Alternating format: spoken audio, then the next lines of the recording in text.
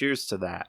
The worst music of 2023, I really had nothing else to say other than it was just boring. It sucked real bad, and I'm glad it's over. And honestly, that boring-ass worst list was my main obstacle to making the honorable mentions here, because bad years do create more unique music, though most of this list is just sympathy. 2 of the entries were intended to be for the worst list, but I couldn't bring myself to stick them on. Either way, here's the honorable mentions for 2023. Worst, best, and more. Crinky. This literally didn't make the list because it did not come out in 2023, and it won't make the worst of 2022 because the bad music of that year was somehow worse. Despite that being a better overall year, though that tends to be how it goes. Midnight's is a bad album in my opinion, and I feel like most of the time when Taylor makes a bad album, people tend to defend her, despite her being a fucking billionaire and the biggest artist of our generation. You know, like a cult. Midnight's has sloppy writing, annoying flows, and while some interesting instrumentals, it fails in its Midnight Thoughts motif and in its darker writing. It just doesn't really commit enough because it's a pop album, because it's a Taylor Swift album. It succeeded off the runway from the previous albums being far more interesting. Plus, after a crap year ruled by this woman, I'm just sick of hearing about her. We don't need just one famous woman each year, people. I don't get it. What was the deal with this one meek post-punk album? It wasn't really horrible, but pretty sloppy. If anything, a victory for this year. However, I saw this album everywhere. It's not a waste at all, and certainly has good songs and interesting ideas, but man, did it feel incomplete.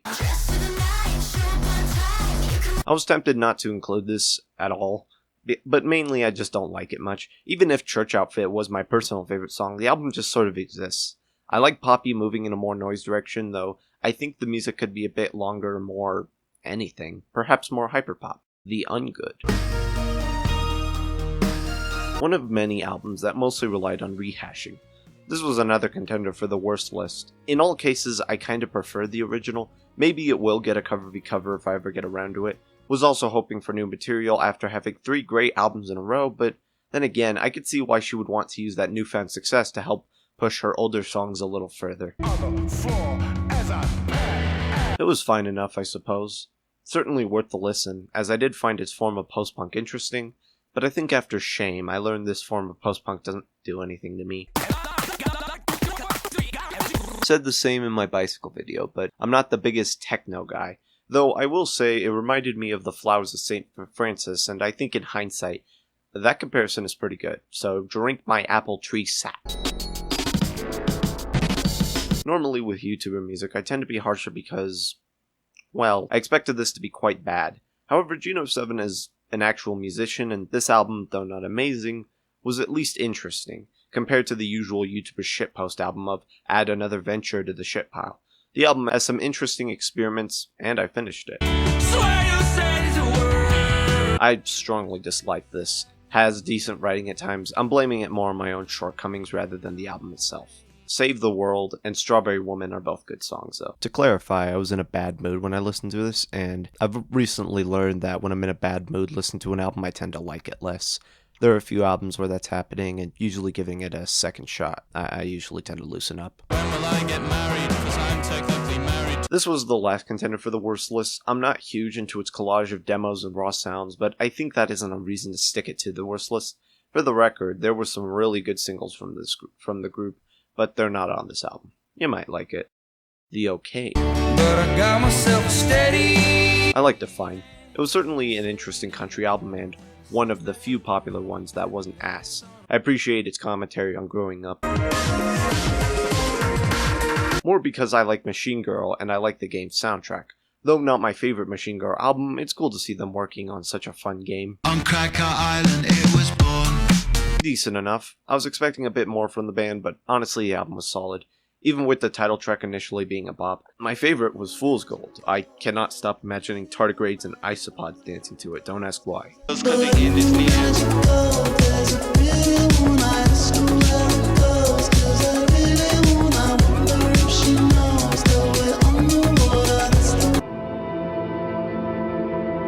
My memory's hazy on this one, but I did like it a bit.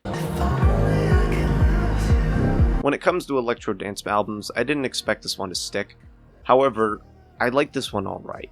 If you want a sort of Tron-esque album, I think this fits the niche. I can't say I love this album. I'd even say most of it wasn't very good, but I think most of it was solid enough, and a certainly unique folk punk / polka band to try.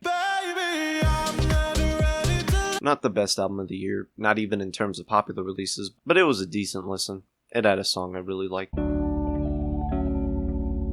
A dark ambient album that was fairly solid. Again, not a very memorable year. Not the best house dance album ever, but it has some songs I like.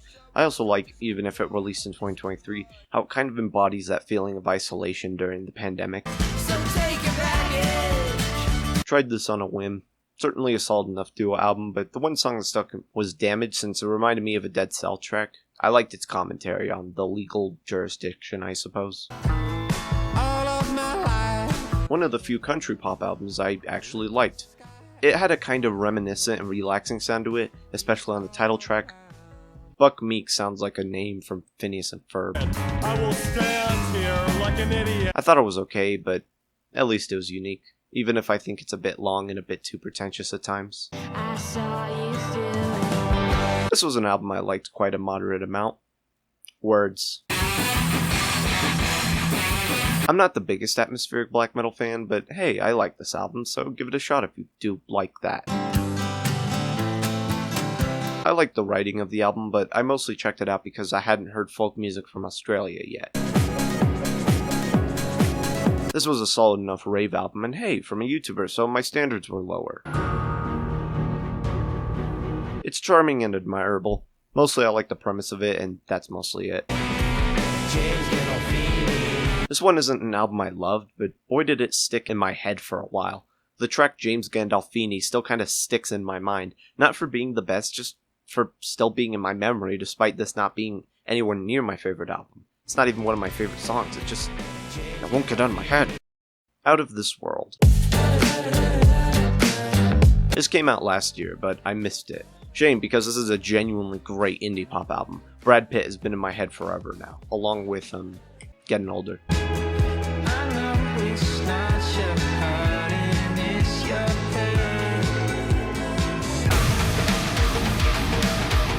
This is a new metal, rap metal, and EDM metal album from India, and you know, I'm not a huge rap metal fan, but I love this album, the energy in it.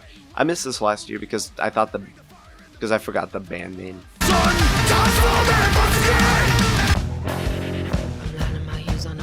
This is in the subgenre I dub Panic Punk, the Holiday in Cambodia sound.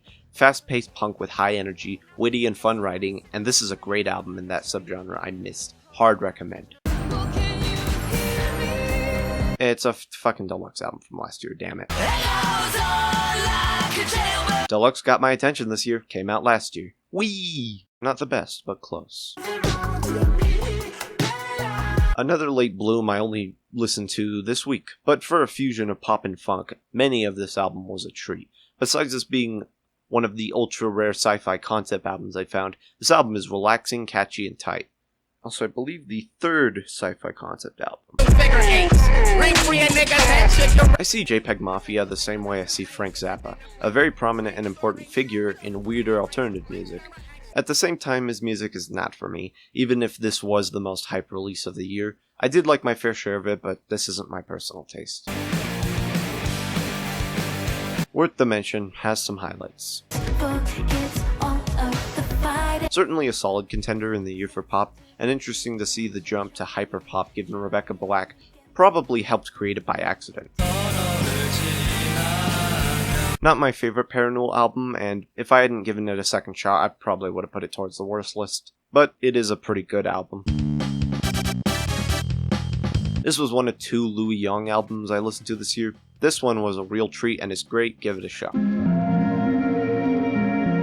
This is a sort of fantastical ambient album from the band. One of their best for sure. It has a real good atmosphere in it. Not as great as Viking Memories, these fucking bands, man, but still a very atmospheric Viking folk album, even if the band isn't Icelandic or Scandinavian, at least as far as I'm aware. I'm not looking into it. Solid, warm, ambient vaporwave album from Eternal Judge's Secret Identity. Want a nice warm album? Try this. I'm always Not my favorite album of the year, but certainly one of the most prominent. Paramore really did release the fuel needed for a year of dance punk and dance rock. Lithuanian neofolk album. It's really great and atmospheric, give it a shot. It's a 100 gex album, what do you want me to say? He got his tooth removed.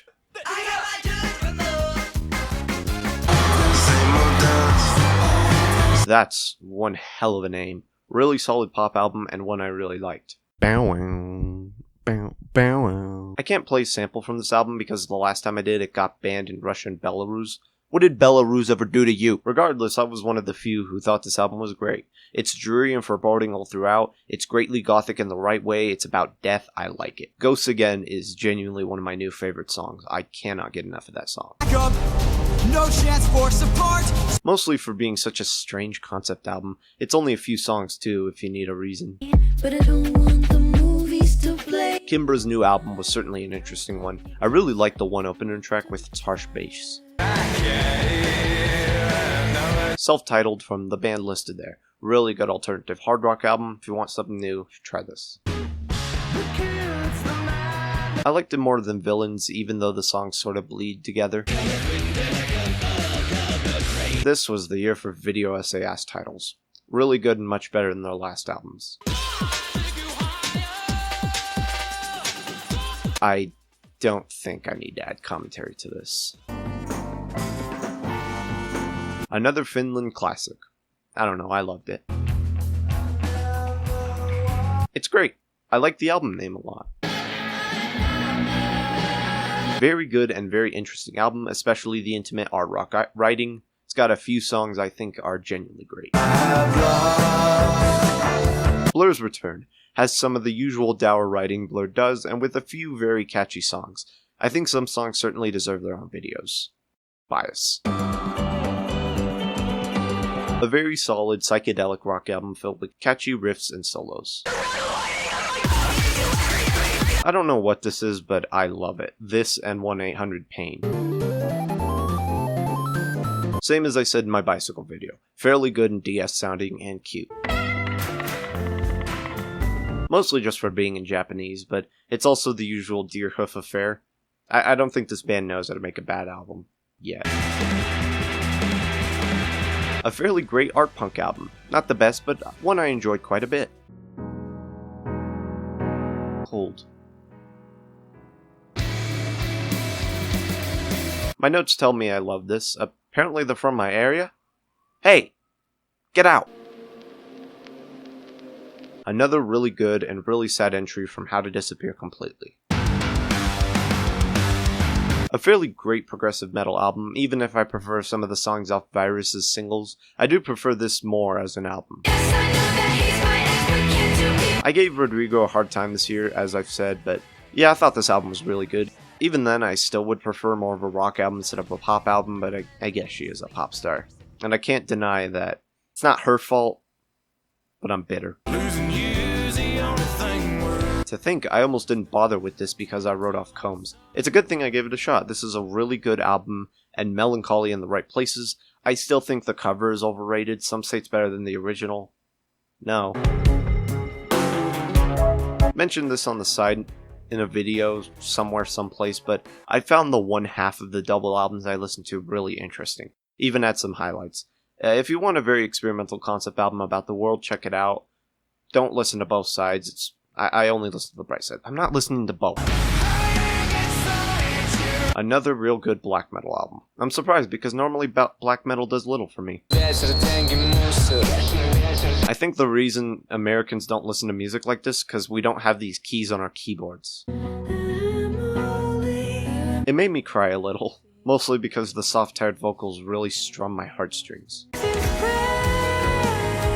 It was certainly a strange and unique concept album. Not sure what else to say. It's weird, but really good. Yum.